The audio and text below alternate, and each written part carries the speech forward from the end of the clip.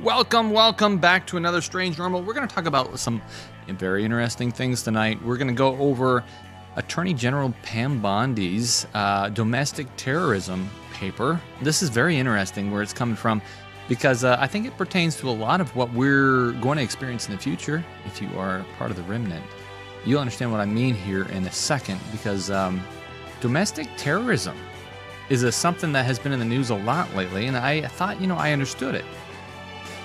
But this new paper that came out this month told me I didn't. And so we're going to dig into that, understanding where that's going, and the scope and implication it comes from. All that and more. Please stay right there. We'll be right back.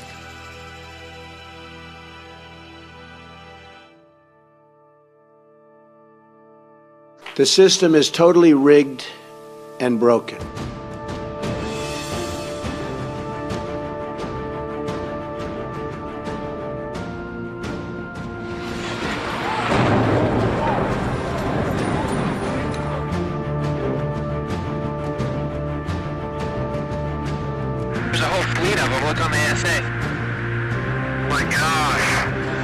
Spirits will declare themselves to be inhabitants of far distant planets in the galaxies that are coming to warn the inhabitants of planet Earth of the impending destruction of the planet. It is now 89 seconds to midnight. This is the closest the world has ever been. I still think these are what people call angels. I'm dying to know what they've got to say.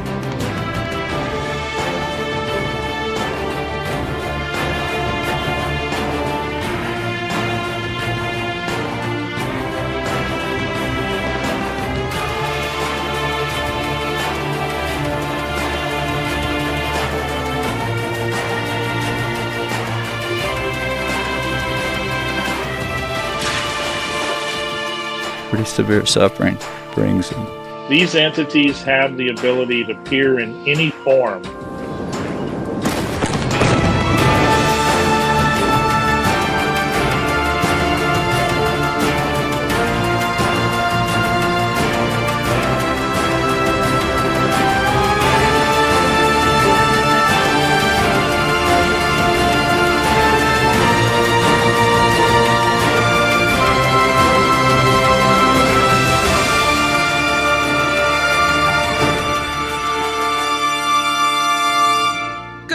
And welcome to another Strange Normal. My name is Bradley. We talk about the stranger things that happen in your normal life to give you a biblical understanding of what is going on. And there's a lot going on, so make sure you hit that subscribe button, whichever side it's on, and hit that bell icon too, so you're notified when things like this happen. We're going to be uploading much more videos and also doing a lot more lives, maybe some more produced content here pretty soon. So make sure you hit that like button. It does bring in a lot more viewers for some reason. It simply seems to work that way. And give me a comment. Tell me where you're from. What's your location? Not exactly. I don't need to know your address, but I would like to know. Hey, what state are you in? What city are you in? Am I getting out past the Pacific and Atlantic Ocean? I mean, we're based in the United States here in the foothills of Tennessee, so I'd like to dig further out the better. Okay, so what are we doing tonight? Well, it seems that we're only doing one thing tonight, but it's a long one thing. I've got a lot of footage to cover, so I'm going to go into this real quick. There's some very interesting stuff that's happening. Let me pop this up real quick. Why is it missing?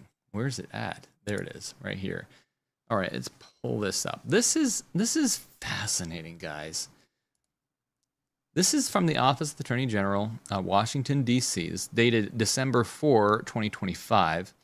Memoir for all federal prosecutors, law enforcement agencies, Department of Justice, grant-making components. This is serious. It says, I'm going to zoom in on this real quick. So this is basically defining, you go down to number one there, define what domestic terrorism threat is. Now, obviously, in 9/11, we had some terrorist threats, right? If you believe that narrative, we had something come over here, and then we went over there and found no weapons of mass destruction, but we found a lot of people that were very upset with us being over there.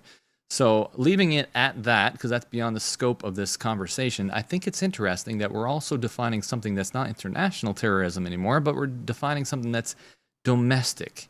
terrorism. I think this primarily came about from the idea that there can be citizens, that should raise a red flag in your head, citizens that might raise a fuss at things that the government sees as good.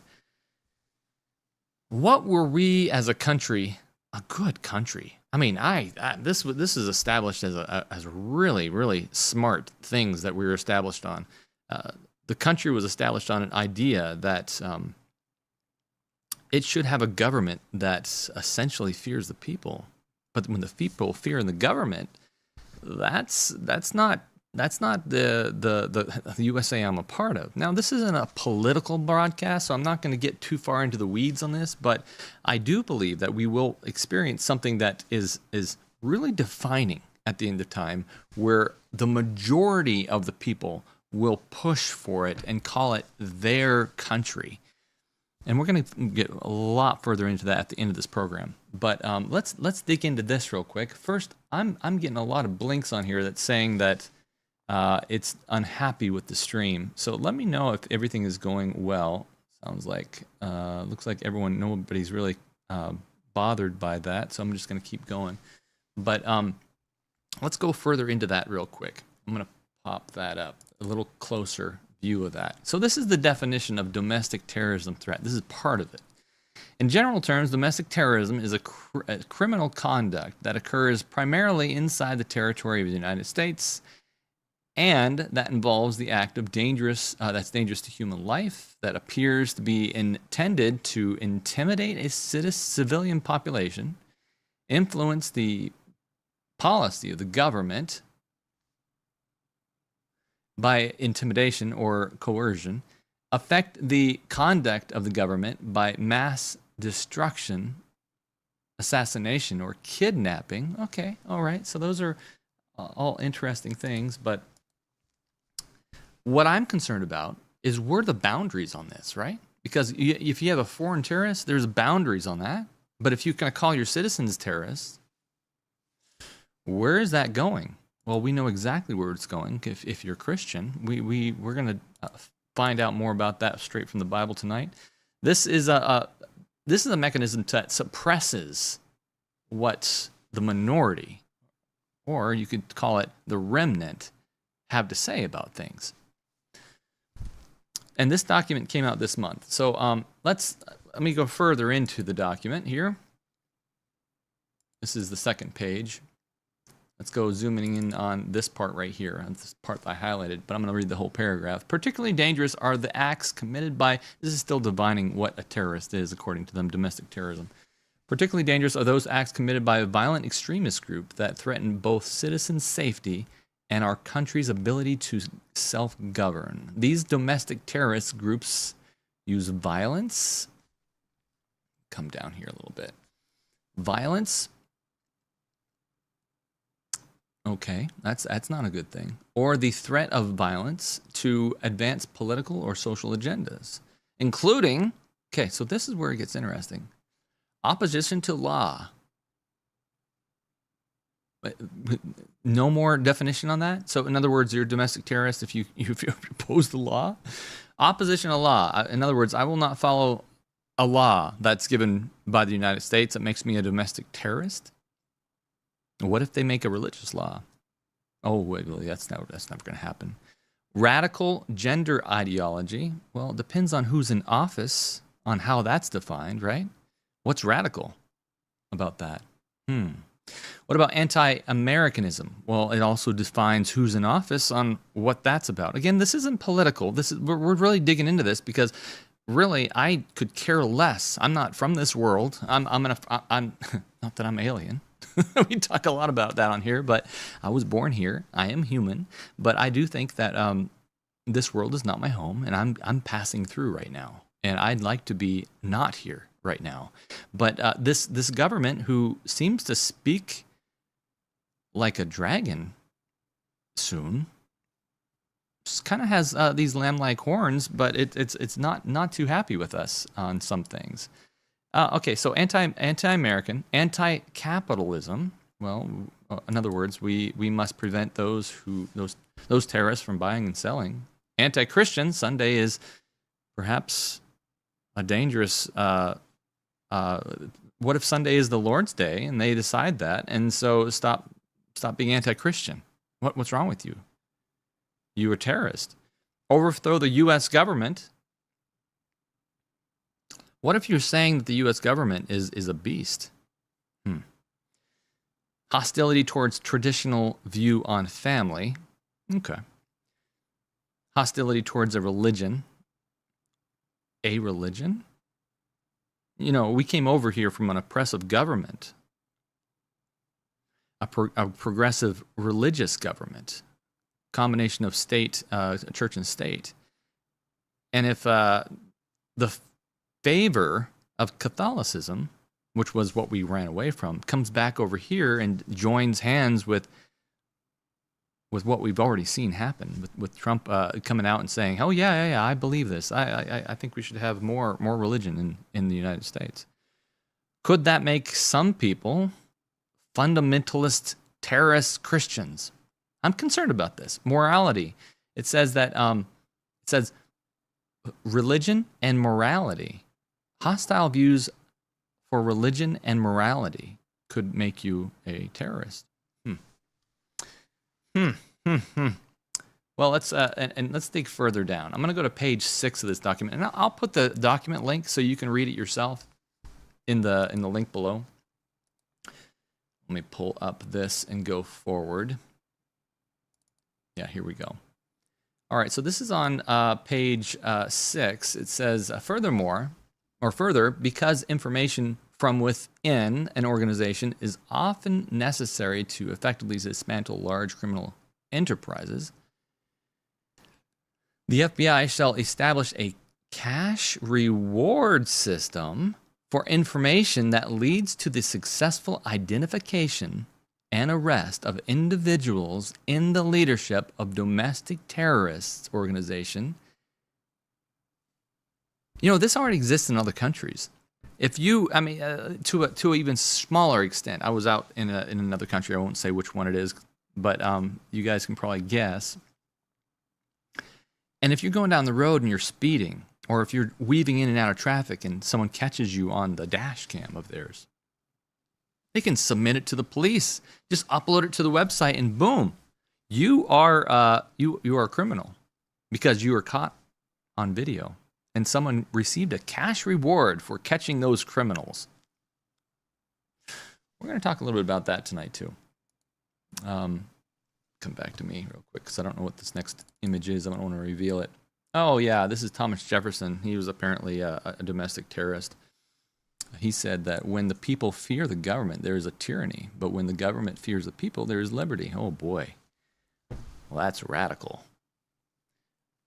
Okay, so let's dig further in here. I actually have a clip I want to show of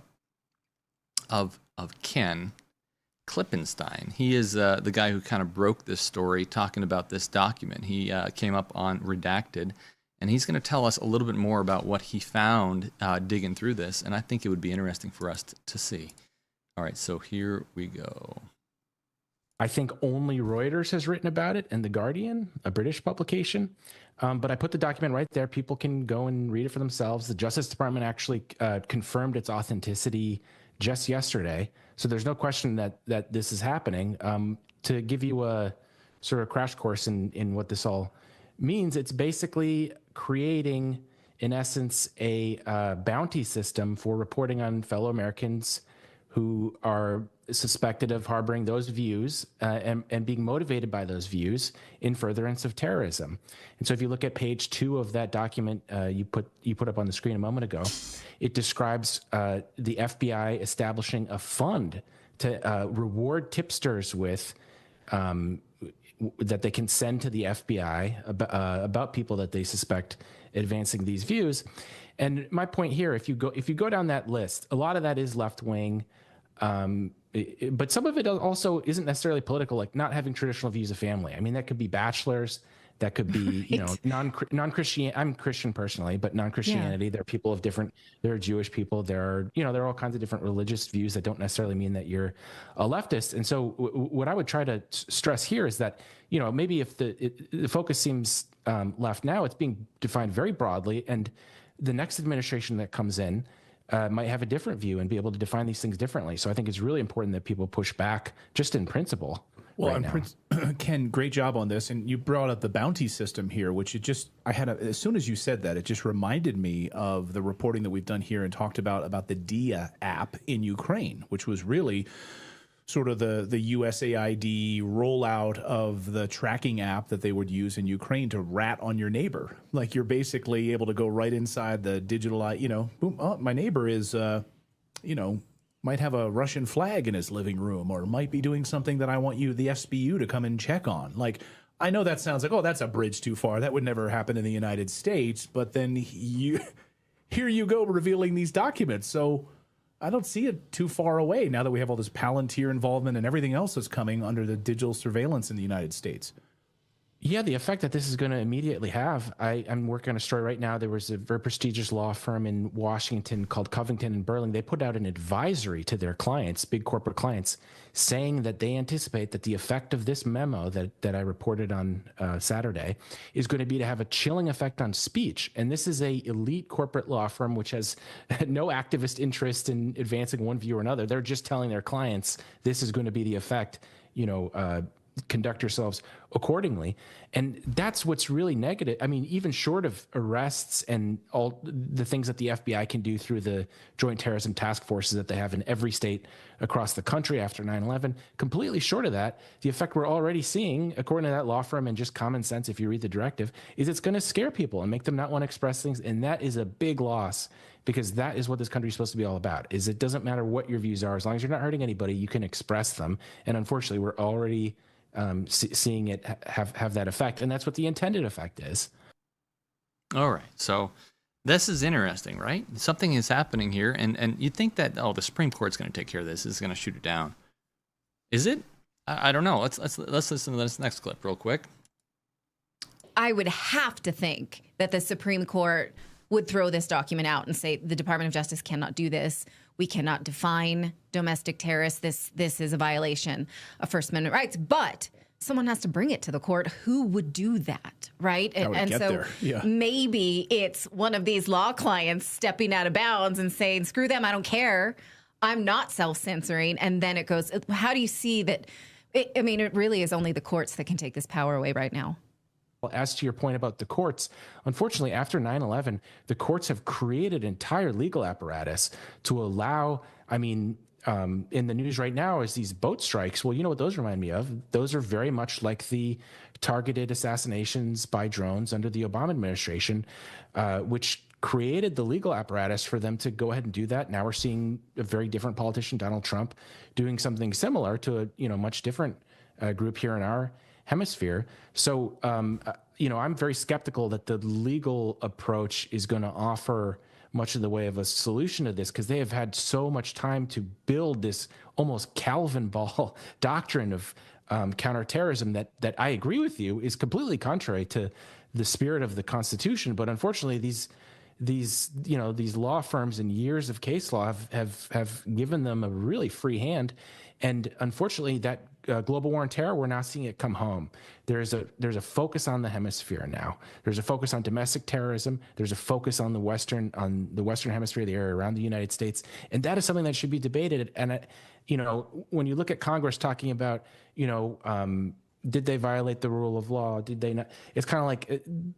It's kind of that's kind of aside from the bigger question of, like, should we have this colossus focused at home instead of at these groups like ISIS and Al-Qaeda? And there really hasn't been much of a debate. It's focused more on these kind of very complicated legal questions rather than this big picture, I think, doctrinal point about what do we want to do, and is it making us safer? I don't think it is. Is it making us safer? Is it making us safer? These laws always come about because of something good that needs to happen, right? I went ahead and I looked up this domestic terrorism because I wanted to find out more information about it. And I came up with this morning news, and there's not much out there about it. So I'll show you this. In national headlines, President Trump signed an executive order Thursday targeting domestic terrorism networks and organized political violence. Trump saying the order will work to tackle, quote, anarchists from the left and the groups funding them. The announcement comes a day after that deadly attack at an ICE facility in Dallas, Texas. The National News Desk's Jeff Harris reports. President Trump says part of this executive order will work to dismantle what he calls domestic terror networks. The administration will be looking into who's allegedly funding these groups, and a joint terrorism task force will chase them down. In the Oval Office Thursday, President Trump signing an executive order aimed at reining in what he calls a radical left-wing domestic terror network. These are anarchists and agitators, professional anarchists and agitators, and they get hired by wealthy people. Surrounded by multiple cabinet members, Trump presenting the order as a way to investigate, disrupt, and dismantle all stages of organized political violence and domestic terrorism. To dismantle left-wing terrorism, to dismantle Antifa, to dismantle the organizations that have been carrying out these acts of political violence and terrorism. The order directs the National Joint Terrorism Task Force within the FBI to investigate and prosecute both individuals and groups engaging in acts of political violence and intimidation. FBI Director Kash Patel saying he plans to, quote, follow the money. People and organizations have collected funds and put them out into the streets of America and organized violence across our country. Trump claiming he knows some of the people allegedly funding these groups, but was vague when asked who. You wouldn't know it. You're at dinner with them, everything's nice, and then you find out that they funded millions of dollars to these lunatics. The executive order comes just a day after the deadly attack at an ICE facility in Dallas, Texas.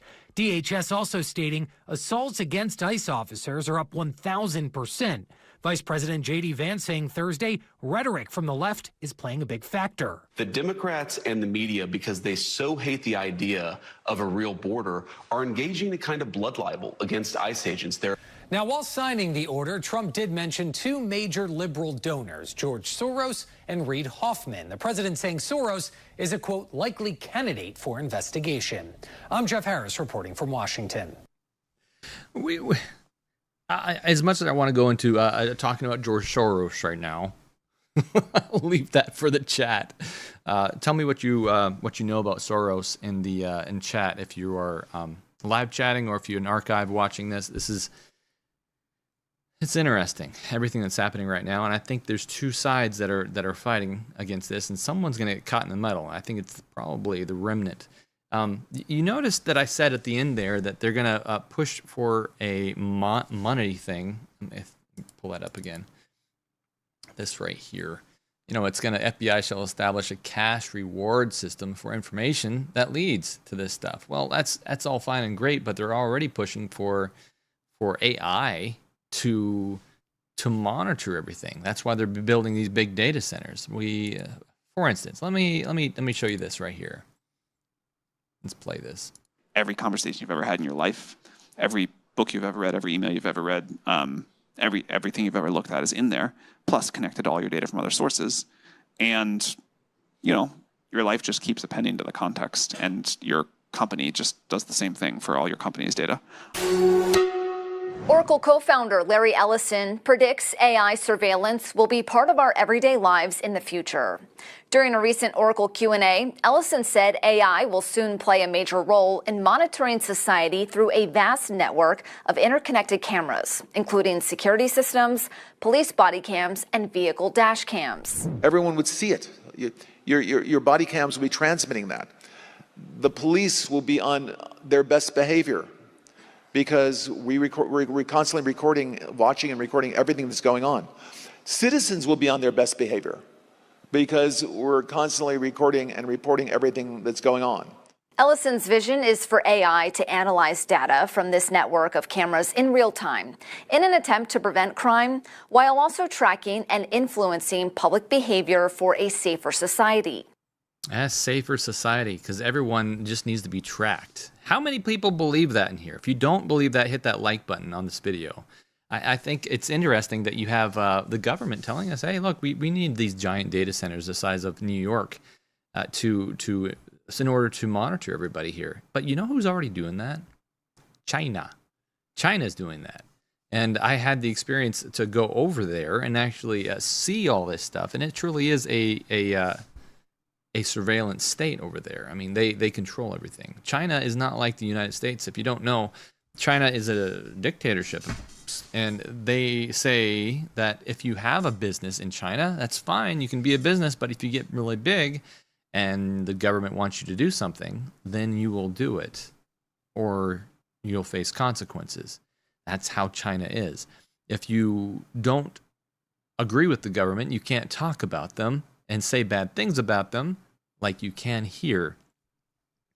So I wanted to see what China was doing with the AI and how that was all working. And so I went ahead and looked into that a little bit. Let me see if I have that clip here. Yeah, this is a clip talking a little bit about that AI system that happened and why it happened. This was fascinating, folks, because like I said at the very beginning of this program, you'll see that everything that's implemented that's dangerous is implemented for a good reason. I guess as they say, the road to hell is paved with what? Well, how does that end? Answer me, chat. The road to hell is paved in good intention. So I think it's interesting that we have this going on, and we'll see exactly what China's already doing, and I'm sure the U.S. is paying close attention. Watch this. Well, the easiest way to explain the problem the document was trying to solve is by looking at something that happened in 2008. All right. This is how they started doing this. Before, China was not a big deal in the idea of pushing technology to monitor citizens. But look why they started doing it. This was really interesting. Which was a really big year for China. Beijing is getting ready for the home run to the Olympic Games. With 100 days to go, officials say preparations are on track. And today the Chinese capital offered a small taste of what's to come in August. But away from the Olympic excitement, a crisis was brewing. Sanlu is said to have first learned its milk powder was causing health problems in children last December, possibly even earlier. It waited 6 months before testing the formula in June when it discovered melamine. Across the country, thousands of babies were being hospitalised with kidney stones and kidney failure. The infants have all been fed milk powder contaminated with the industrial chemical melamine. Per capita milk consumption in China had tripled in just 8 years, and dairy farmers were struggling to keep up. Many of them diluted their milk with water so that they could sell more of it, and added protein powder to cheat quality control checks. When some of the milk distribution companies caught on, farmers found that the toxic chemical melamine used to make plastic and glue worked just as well as the protein powder, but was undetectable. Meanwhile, milk that had gone off was also added to the national supply. Milk was seldom turned away. Even if it smelt rotten, farmers say they were told to put it into a special vat where it would be mixed with good milk and turned into baby formula. Sanlu, the company with the largest quantity of melamine going into their products, found out about the problem in June of 2008. But Sanlu directors took another 2 months to report the contamination to local city officials. Okay, so remember that. It was in June when they found out there was a problem with adding powder stuff to their milk that everyone was drinking, and they had a big issue with trying to get this milk out to everybody because everyone wanted milk. It was a big push back then. Milk does the body good. And they were diluting it and putting stuff in it. So this is what was causing those kidney stones. And to their joint venture partner, New Zealand dairy cooperative Fonterra. They finally reported it. But what happened then? Chinese officials did nothing, while Fonterra waited until the 14th of August to mention the issue to New Zealand embassy officials in Beijing, casually at an Olympic cocktail party. Oh yeah, the Olympics had started just a few days earlier and nobody wanted to cause any fuss. Finally, the New Zealand Prime Minister learned of the situation in early September and ordered her officials to tell China's central government. Only then did the issue become public, and poisonous milk powder was recalled. The consequences were horrific. Up to 8 babies died from kidney failure and around 300,000 became ill. The Chinese government and producers were criticised. I think a lot of quality problems happened in China. I was so angry. What shall we eat to guarantee the safety of our body? The Chinese government investigated. It seems that some people already knew about this problem for some time, but did not share the information. The country's melamine milk scandal has revealed safety loopholes in almost every link of the dairy supply chain. There were lots of prosecutions and 2 perpetrators were executed. China's premier has visited sick children and condemned his country's dairy industry as chaotic.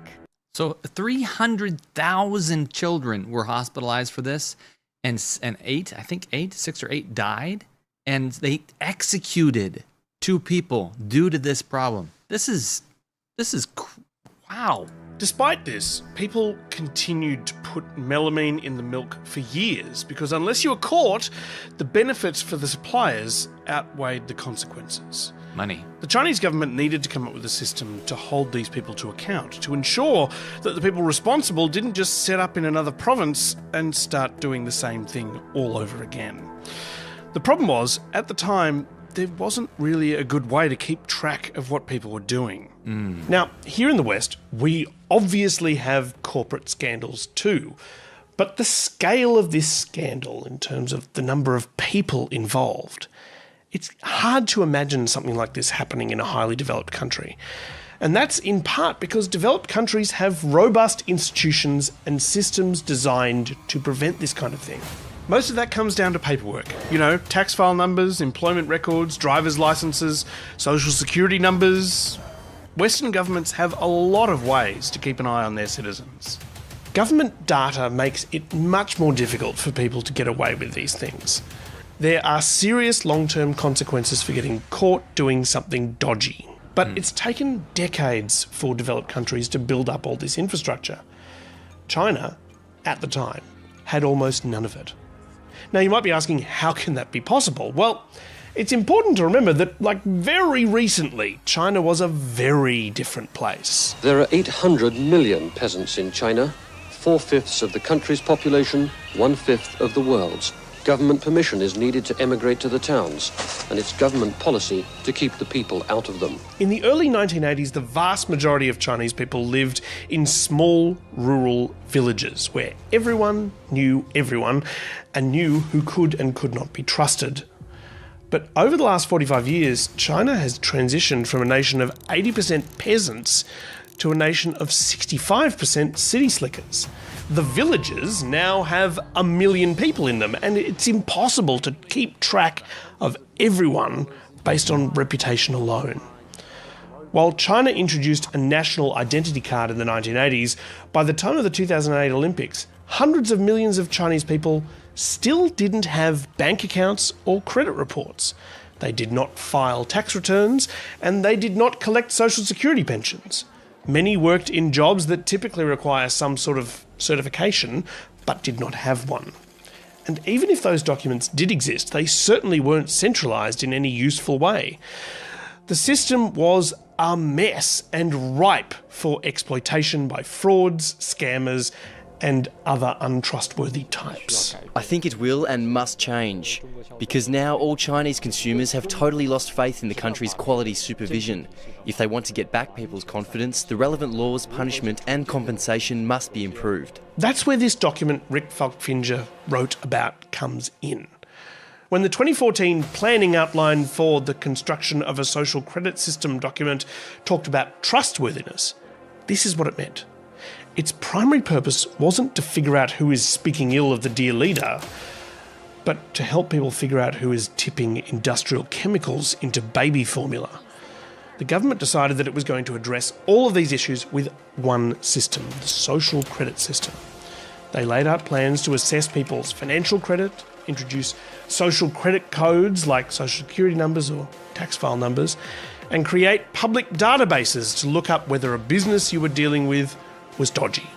Wow. Okay. And this is what the government is putting all this effort into to do over here, except this time with AI. which is exactly what China has already done. And so why don't we dig into what is possible with that once that's done? Because if that's already in place, and these political ideas, like the one we just presented at the beginning of this program, are already in place, called domestic terrorism, or if you don't agree with the government, you're automatically a terrorist.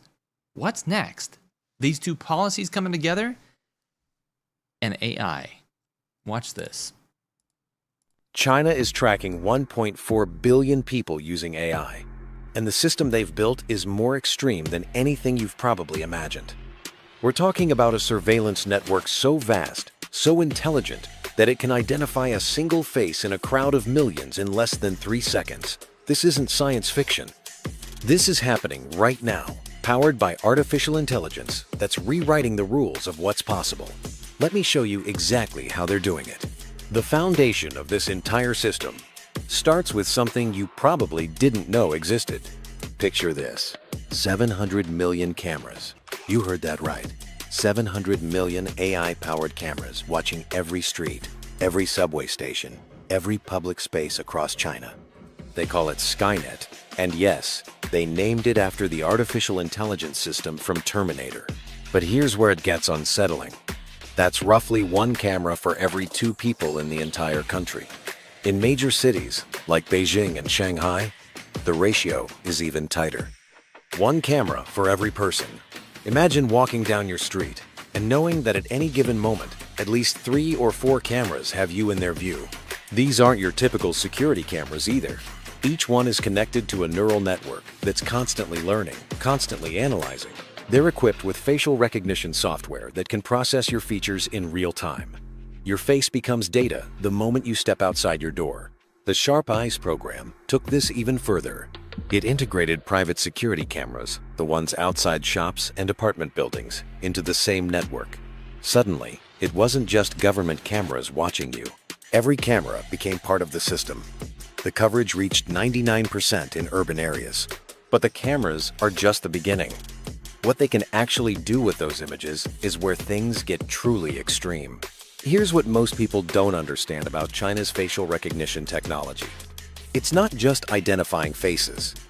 It's identifying you from a database of 1.4 billion people in under 3 seconds. Think about that. Your unique face, pulled from more than 1 billion others, faster than you can blink twice. The AI doesn't need a perfect angle either. Tilted head, covered partially by a scarf, wearing sunglasses, the system adapts. It maps 30,000 points on your face, creating a mathematical signature that's uniquely yours. Even in a packed subway station with thousands of people rushing past, the AI tracks each individual face simultaneously. But then came something nobody expected: gait recognition. You thought covering your face would help? The AI learned to identify people by the way they walk, your stride length, the way your arms swing, how your hips move, the subtle rhythm of your steps. Every person walks differently, and the artificial intelligence figured out how to weaponize that uniqueness.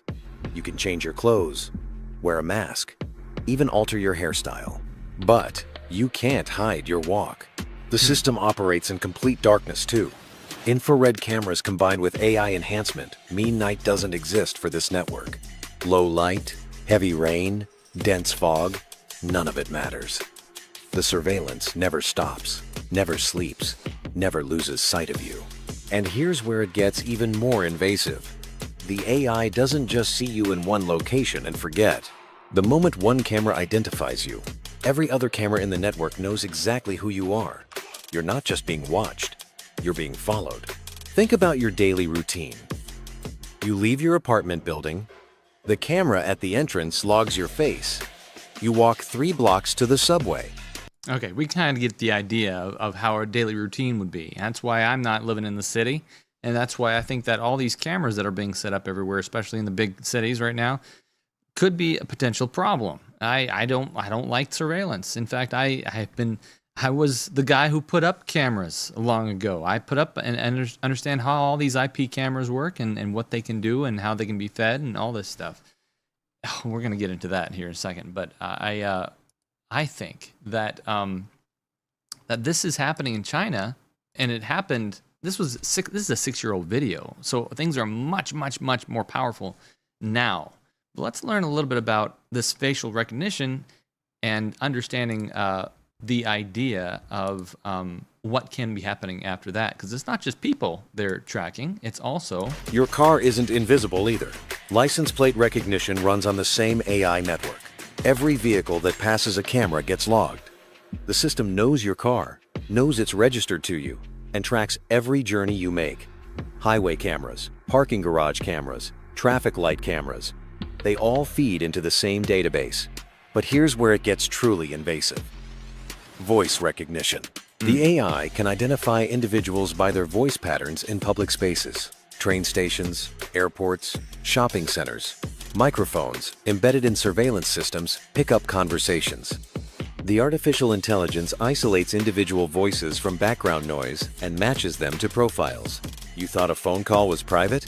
The system can recognize your voice in a crowd of hundreds. Then they connected financial transactions. Every purchase you make with digital payment, every scan of a QR code, every tap of your phone at a register. The AI logs it. Not just what you bought, but where you were when you bought it, creating another data point in your movement pattern. And still, they pushed the technology even further. The system stopped just watching what you do. It started predicting what you'll do next. Every route you've ever taken gets fed into machine learning algorithms. Every place you visited, every time you visited it, every deviation from your routine. All right, and this happened to me while I was over there in China in 2014. This was a while back, quite a while back, and they were doing some of this stuff back over there. It followed me from the airport all the way back to my next journey outside the city. And I'll tell you a little bit more about that story after we watch a few more clips. It's a really interesting one, so make sure you stick around. But this isn't the only thing that happened. Yeah, it follows your license plate. Yeah, it follows your voice patterns. Yeah, it follows your gait or the way you walk, facial recognition, things like that. Don't be frightened by this. This is all coming to pass for a reason, but there's also something else it's watching too. This. The system tracks your internet activity too. Every search query, every website you visit, every social media post you read or share. China's internet infrastructure funnels through centralized nodes, and the AI monitors all of it. Your digital life and your physical life merge into one continuously updated profile. Your messaging apps? They're not private. The AI scans conversations for keywords, sentiment, even typing patterns. How fast you type. How often you delete and retype messages. The time gaps between your responses. These behavioral patterns become part of your digital signature. Then the system started cross-referencing everything with government databases. Your education records, your employment history, your medical files, your family relationships, your travel documents. Every piece of official information about you feeds into the same AI network that's watching you walk down the street. All right, I'll pause it there. I mean, there's a lot more you can talk about on this, but essentially what's going on here is, yeah, we have things in place that monitor for terrorism and making sure that there's no terrorists here. Heard a lot about that at the beginning of the century. But I think it's interesting that now we're hearing about domestic terrorism, so we got to watch the people inside the country as well. And you see that it's in order to prevent the fear. You got to the fear. All we need is for some terrible thing to happen inside the country, and then it's easily implemented because of fear. Fear. And don't think that just because you're using a messaging app that is private, say Signal, that it's going to be just fine. Somehow they get into that stuff too. Maybe not, they don't break the encryption, but they find their way in to log into your account.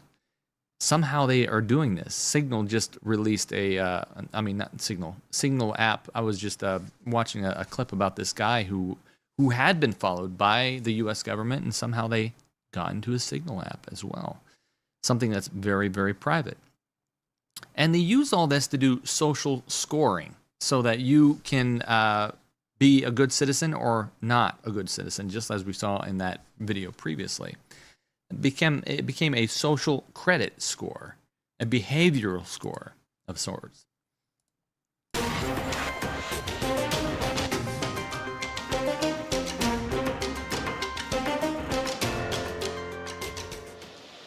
they're constantly monitored by facial recognition cameras that are able to instantly put a face to a name. Now, the Chinese are also ranked, given a mark out of a possible 950 points. A score in the 700s is considered good. Around the 500 mark is not. For now, the number is a sort of bank credit rating, keeping track of everyone's spending habits. I think being ranked is a good thing. A society has to have rules. It forces us to be well behaved. It may seem scary, but it's just like that here. We're used to it, and anyway, we don't have a choice. But in an effort to keep all of its subjects in line, Beijing is taking the system a step further in 2020. It's aggregating data gathered by banks, private companies, and the state to rate if someone's a good or bad citizen. By using the most data possible, the so-called big data, the system will play an important role in rebuilding a moral society. The state will go over every detail of a person's life with a fine-tooth comb. Their financial situation, spending habits, career, even behavior on social media. Criticizing the government online or displaying outward signs of wealth is a no-no. On the other hand, praising the party or giving blood increases your social credit. Xiao Wen-Wang is a model citizen. She lives in Nanjing, a testing ground for social ranking. Married with a child, she has a job in a retirement home, no debts, and she wouldn't dream of jaywalking. As a good citizen, I respect the rules of the road. If I didn't, I'd lose points on my social credit. In theory, everything can be taken into account in the social score, even the most innocuous errands like supermarket shopping. When Xiao Wen-Wang makes an electronic payment, her purchases tell the state a lot about her. Buying cigarettes would count against her. On the other hand, nappies show she's an attentive mother. Beer could indicate alcoholism. She'd be better off buying water. In this pilot city of 8 million people, there are only 18,000 model citizens. For Xiao Wen-Wang, there are perks to be had, such as paying half price for the bus. I get discounts for all public services, even at museums. And the library is free for me, thanks to my score. A good score brings benefits, but people with low scores lose rights. The cinema names and shames people considered untrustworthy, plastering their details, even their addresses, across big screens. Wow. It's a matter of principle. Those people have to be condemned. Those people aren't honest, so they have to pay the price. It's only right to pay your debts. You have to blacklist those that don't. The Supreme Court has created a blacklist for so-called bad citizens, those whose ratings have dropped to zero. On it are companies, but also 23 million people to date. Among them... Okay, so did you realize what happened there? It went from companies they were just trying to track so that they didn't do bad things. Because, I mean, you see what's going on. Let's go back a little bit. DJI is a drone company that is very popular in America, and for good reason. They've done an amazing job and top of the market for all their drone gadgets. I mean, expensive drones that do everything from allow your child to fly it around the room to outside and have it do 4K imagery to gardening and helping agriculture and finding things with infrared. I mean, they have something for everything, a drone for everything nowadays. But the government, the U.S. government, has said, you know what? We're not sure if we want to keep this company in the U.S., so we're going to ban it, perhaps. That's still coming, or if it hasn't, I'm not sure. I haven't got an update on that. But what's interesting is if you look on Alibaba or anything like that, you will find that this exact drone exists under a new business name. And they have it all labeled out, and the plastics are the same, except and all the functions, all the software is the same. It just has a different brand on it. And so that's what they have trouble tracking this even today. But it's gone from businesses to people. That's how fast it went, from businesses to people. We can track the business, we can track the people too. And this is what happens when things like that happen. When you go to the people, perhaps not all those are the bad citizens. Is this journalist Liu Hu? He got a little too close to uncovering corruption among high-profile party members. After being sued for defamation by the subject of a story he'd written, he was blacklisted. But he only realised when he tried to buy a train ticket and was told he was banned from travelling. That tells me I'm still on the blacklist. Punished because he's been branded untrustworthy by the state. Once you're blacklisted, you can no longer get a bank loan, start a business, buy an apartment, or even send your children to a private school. Yu Hu is among a tiny minority of people who have dared to criticize the system, which some are calling a digital dictatorship. I worry, because I think many people like me will be deprived of individual freedoms, and all of us will live with restrictions of one kind or another. After our meeting, Yu Hu learned that his name had been removed from the blacklist, but he still has a long way to go if he doesn't want to languish at the bottom of the social credit hierarchy. Isn't that interesting? So even China is having obviously trouble with this. So why would we implement that here? As you saw, that is what all the ancients of Silicon Valley want to do, and the government is all for it. Let's make an AI system. Let's make it tracking citizens. Let's get rid of domestic terrorism. This is what's coming. This is what the thing is that's happening right now. And so we and there's again no need to fear. All this has to happen, but we've been given specific instructions on how to deal with this. Get out of the cities. Get away from the things that track you.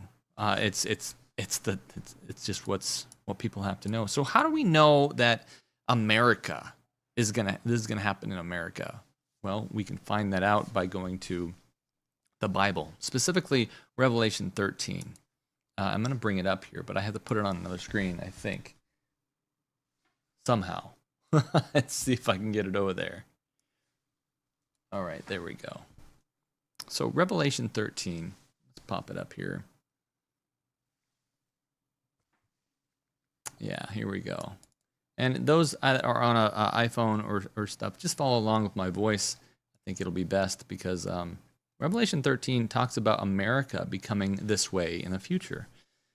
And remember, in Bible prophecy, beasts are represented by symbols as nations. So beasts is symbolized as a nation. You can find that out in Daniel 7, 17, and 23.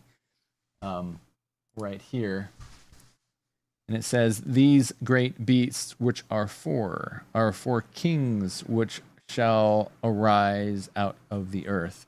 I'm having to turn around and look at this, unfortunately. But you can see that. I'm going to go back to Revelation 13 because let's read a little bit, specifically in 11. It talks a little bit about this. Revelation predicts that the papacy would lose its world influence and power at the end of the 42 months. In Revelation 13:5, this prophecy was fulfilled in 1798 when Napoleon's general took the Pope captive and the papal power received its deadly wound. But verse 11 says this. This is what's interesting. I'm going to try to, let's zoom in on this a little bit.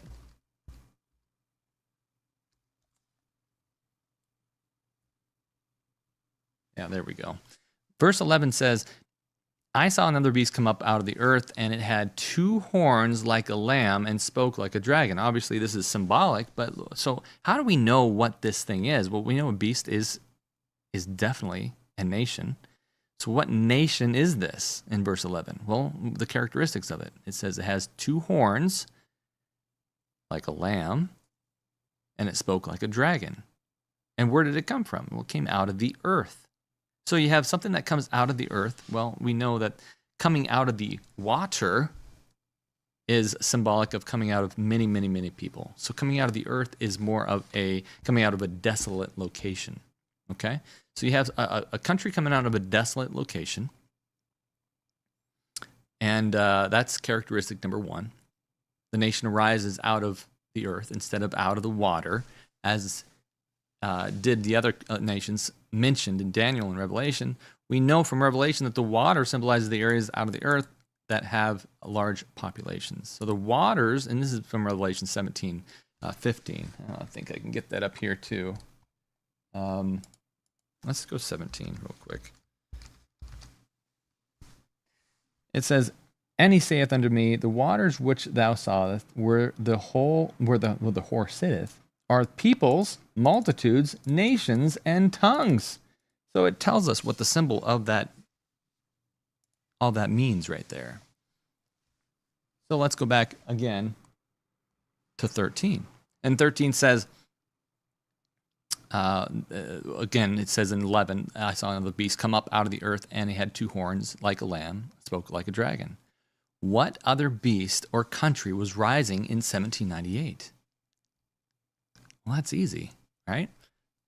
The United States of America. That's the only one that was rising in that area. But let's look at the other characteristics too.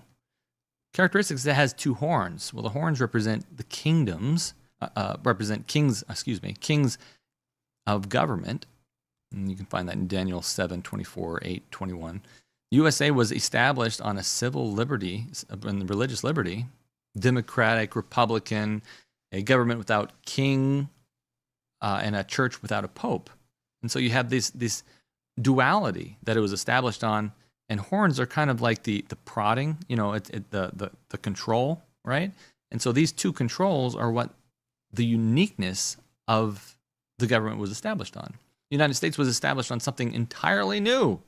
Freedom of worship, without government interference, absence of crowds, signifies republican, or a form of government that is pushing not a monarchy, in other words. Lamb-like horns denote an innocent yet young, often oppressive, non-oppressive, peace-loving and spiritual nation. Interesting. And finally, the characteristic, what does it mean? It speaks like a dragon. Well, this is where it gets really interesting, because I wish we could just quit it right there and we'd have this amazing nation that the Bible talks about, because I'm convinced this is what it's talking about right here. A lamb-like nation. And that's kind of what America has always been. But it says in verse 11 that it is more of speaks like a beast as well, specifically a dragon. Well, what is the dragon? I hate to break it to you folks, but the dragon is the devil himself, and if it's speaking like the devil, well, we got something to worry about a little bit. But God's in control. So let's go back there real quick. Verse 11, and we're going to go to 12 now too. Who is the dragon? Well, the Bible says the dragon is Satan, and at the end of time, we will expect to see the beast that looks innocent to push the idea that we are not any good, that the remnant isn't any good. And this is that was all verse 11. You can pull all that from verse 11. But verse 12 says something interesting as well. It says, and he shall exercise all the power of the first beast before him, and cause the earth and them which dwell therein to worship the first beast, whose deadly wound was healed. Okay, all right. Worship the first beast whose deadly wound was healed. And it's all about worship, right? So this whole thing is all surrounding the idea of worship. Remember, Satan and his angels, we're told in Isaiah, they want absolute worship. They want to be like God. They want to be like that so much they think everyone else does too. And that's why they pushed that to Eve in the Garden of Eden. You can be like God. Don't you want to be like God? Have your own planet. Oh wait, that's Mormonism. Have your own have your own morality. So it says here that it's all about worship. This is the mark. This is the mark that happens. The mark isn't 666. That's the ID of the beast. That's how you know who the beast is. But you can identify him through this number. But that's not the mark. You don't get a 666 on your head. The first beast is really beyond the scope of this discussion. But just know that the first beast is the Roman power, the Catholic state combination institution, which the USA helps introduce. And so Revelation, let's go down to 15 here.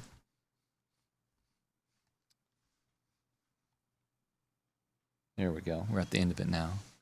Revelation 15 says that, and they shall cause many as would not worship the image. This whole chapter shows you that it's not about who has the mark. It's about worship. So Christians get really stuck on this whole, well, how do you know what the mark? You have the mark, you have the mark. Yeah, you have the mark if you're worshiping the beast. So focus on that. That's what we should be focusing on, because it says it several times. Worship, worship, worship. And so cause many as would not worship the image of the beast to be what? Killed.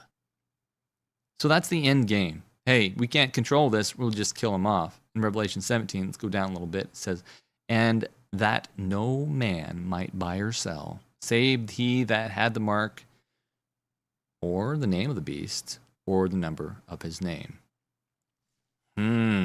Okay, so social credit, you can see, kind of fits right in here. Because if you can't, if you don't do well, if you don't do good things, buy baby wipes and be a good mother, and then maybe go to church. I'm sure that's coming too. That's going to raise your credit score. Then you might lose that credit score, and then you won't be able to buy or sell anymore. It's a lot to think about, isn't it? I mean, I realize this is kind of a heavy topic tonight. But it's relevant, I think, because it came up in discussion and in the news, especially since this bill is being pushed along to try to push that.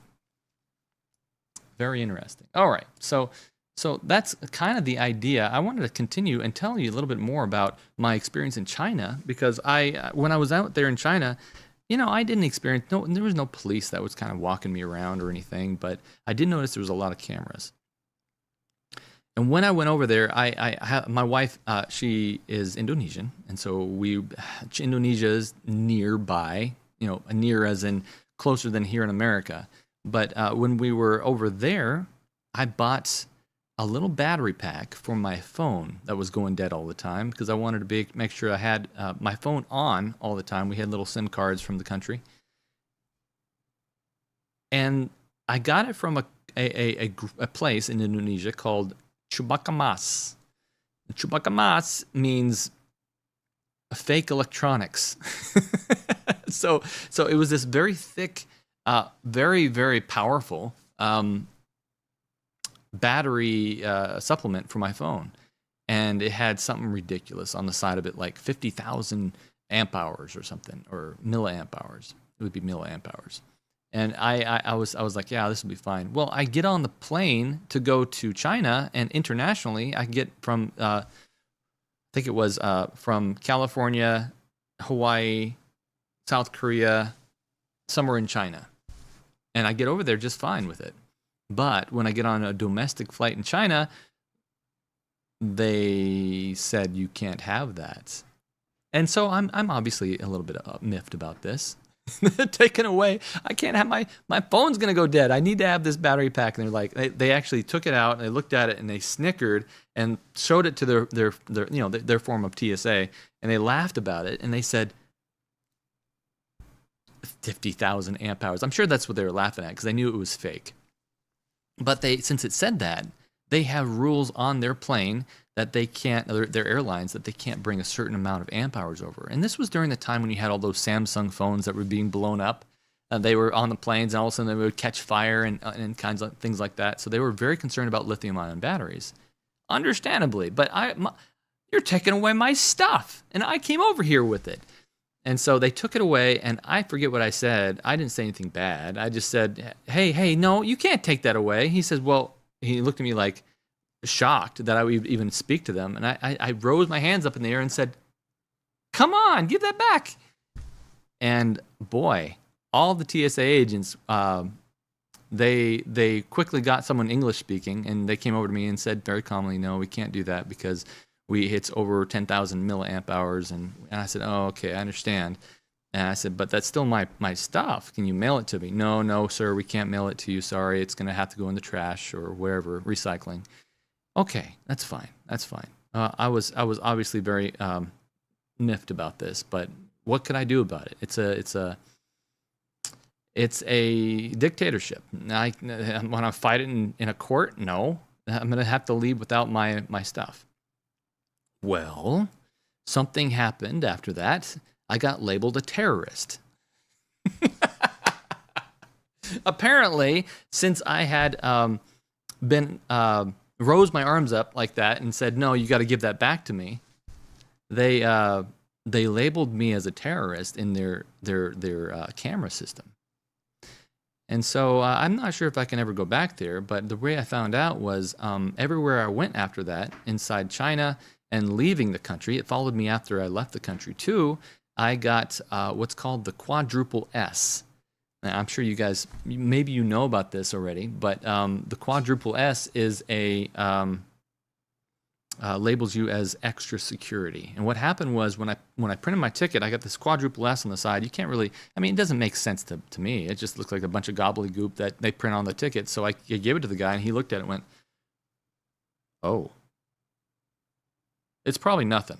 I was like, "What do you mean it's probably nothing?" He says, "I need you to step over here." And he made the entire airport shut down.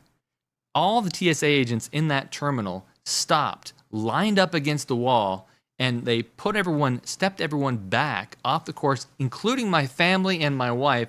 And they said, "Sir, we're going to have you come with us." And they walked me through the scanning process. And so I alone, everything was cleared out. I mean, this is a big airport, and they cleared the entire TSA thing for me, all belts and everything, like I had something dangerous. And they made sure that after I got all the way through it, they said, "See," they said, everyone kind of like breathed a sigh of relief that I had completed it successfully. And they said, "See, it was nothing. It was just random. That happens every once in a while." And I thought to myself, yeah, no, I know what's going on here. So how easy that can happen to any of us, that it was so silly. And I wonder now too, because this was when I was leaving, I wonder if years and years later, that was 2014, I think, if I go back there and it's over 10 years, do they still have me in the database? Will I have to go through all that process with a quadruple S on my ticket because I was wanting my batteries back? Let me show you a little bit about that quadruple S thing. I thought it would be interesting to actually review that. This is what the quadruple S looks like. Have you ever noticed the 4 letters SSSS printed on your boarding pass? Some people have, and it has often led to some frustrating and lengthy airport delays. So for those who are lucky enough to not know what it is and have never experienced it, what does this 4-letter code mean? In short, the code SSSS is used on domestic and international US flights to indicate that additional security screening should be carried out. Airport security in many countries was beefed up significantly after the events of 2001. The US Transport Security Administration, or TSA, was formed at this time and has increased security since with several schemes, including the Secure Flight Program. The use of SSSS codes has been formalized and strengthened under this, but its use is reported before then as well. According to TSA, Secure Flight is a risk-based passenger pre-screening program that enhances security by identifying low and high-risk passengers before they arrive at the airport by matching their names against trusted traveller lists and watch lists. Passengers are screened for security using government databases and their travel information. This can result in several actions. Of course, travel could be denied and law enforcement involved in the most severe cases, while passengers identified as being of increased risk and requiring extra checks will have the code SSSS printed prominently on their boarding pass. Security and border agents then know to apply enhanced security checks. This is used by TSA on all US domestic flights and international flights from the US. Several factors influence the use of SSSS, but the exact processes and decisions are not made public for obvious security reasons. Being on security watch lists, including the FBI counter-terrorism watch list, is sure to trigger the code. Other factors might include the booking of one-way trips, booking flights last minute, or frequent recent travel. Travel between certain airports or to or from certain countries will make it more likely as well. Discrepancies between boarding pass and passport or ID information could also be to blame. Additionally, SSSS is sometimes assigned at random. Extra security checks are, of course, good in the overall scheme of improving security, but for individual passengers they can be frustrating. Having the code on your boarding pass will likely subject you to more checks and a longer time to clear security. These are not usually carried out separately, but will delay you as part of the main security screening. Extra screening might mean additional scans, a more thorough check of luggage, and taking swabs from your hands, clothes, or baggage to check for narcotics or explosives. Agents are also likely to ask you questions about your travel. You may have to wait while additional passport or identity checks are carried out. One of the problems with SSSS is the same travellers tend to get selected repeatedly. Fortunately, there are some ways to address this, although nothing is guaranteed, and you may still be highlighted for security reasons. Joining the TSA pre-check program is reported to help. There is also a US Homeland Security process for addressing security problems, including SSSS codes and issues with watch lists. The DHS Traveller Redress Inquiry Program allows travellers to report issues with boarding and airport security issues that will be investigated and evaluated. And there it is. There's the code. Isn't that interesting? I thought it was fascinating. So if you're a TSA agent and you know more about this than I do, I'd be curious to find out if this is going to follow me around internationally. But I do have my pre-check, and I do have all this other stuff you pay for to get on the plane easily. And I don't have a redress code, fortunately. So I've been to 18 different places this last year, and I know all the tricks. I know how to get into all the little things at the airport now because I've been there so much. But if you have more information about it, I'd be very curious to find out, because I think this is coming. If everyone's going to be labeled a terrorist at some time, then let me know all the terrorist things, because I want to be able to be prepared for what's coming. If I have to go internationally and speak somewhere, let me get to the hour and get there 2 hours early so they can validate me not to be a terrorist again. So no, fortunately that hasn't happened for a long time. But it might happen to you someday. So now you know the quadruple S, the SSSS means super high security.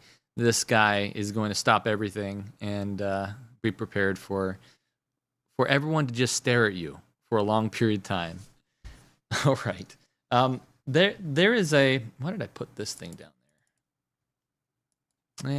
I was going to talk a little bit about that, but this I'm past that already. So, folks, thank you for watching tonight. This has been a very interesting program, I think, and I think there's another thing coming this week. Make sure you're watching, because I'm going to be doing probably another live. I don't know. We'll see.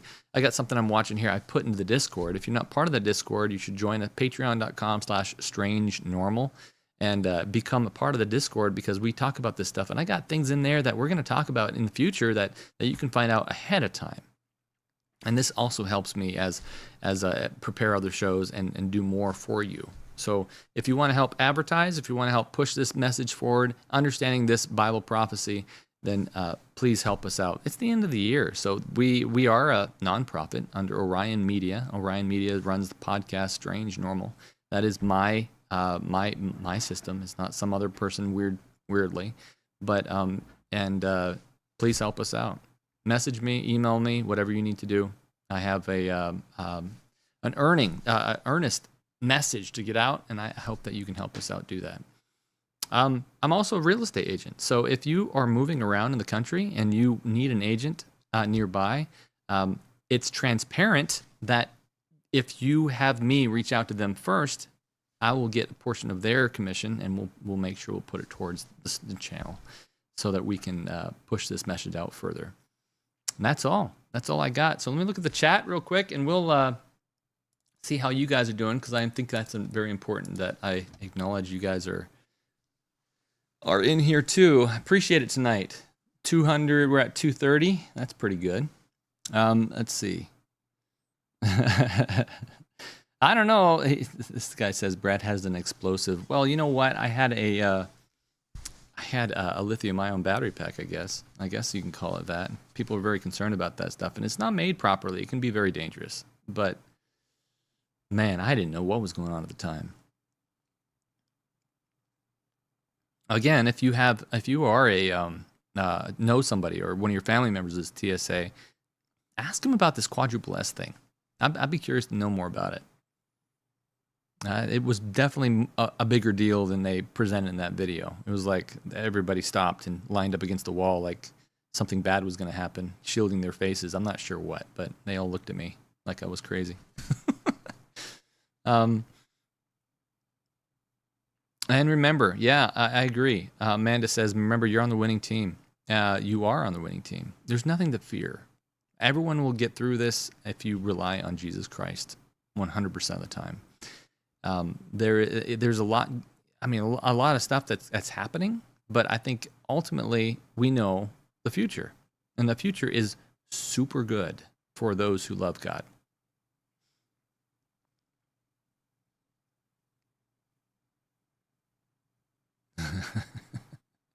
You guys are making the jokes about this TSA thing.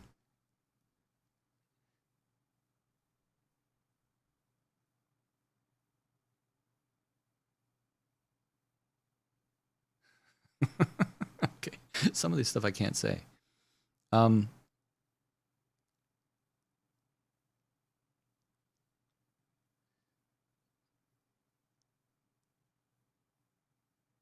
Just saying that that is what they considered you had. Yeah, it is true. It's what they considered I had. They considered I had it, but I didn't. So everything's good.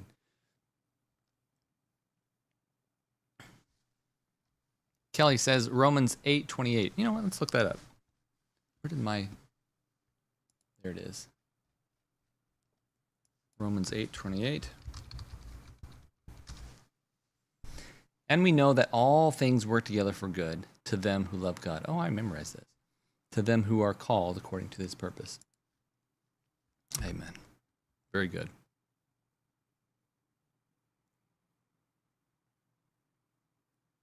There we go. Very good. All right. Let's close out. I'll let you guys go. It's a little bit early. Usually we have another 10 minutes of the show, but everyone's kind of fading out. We're under 200 now. So bow your heads. Let's pray. Father God, thank you so much for giving us time to go over these important things. We know that time is coming and that time is short. And so we see all these things wrapping up, everything from spiritualism to Charlie Kirk things and about the Sabbath, which we're going to talk about this week, and also this stuff, this AI stuff that's going to seems to be all culminating into the same area. So help your people get ready. Give us all the Holy Spirit. That's the only way we're going to get out of here, is through you. We are your pawns in the kingdom, and we ask that you grant us the wisdom and the motivation to not only get out of here, but to present the message so that you can receive as many fruits as possible at the end. We love you, God. Amen. All right. That's it. My name is Bradley, and this has been Pure Strangeness and Absolute Normalcy. Strange Normal. Take care.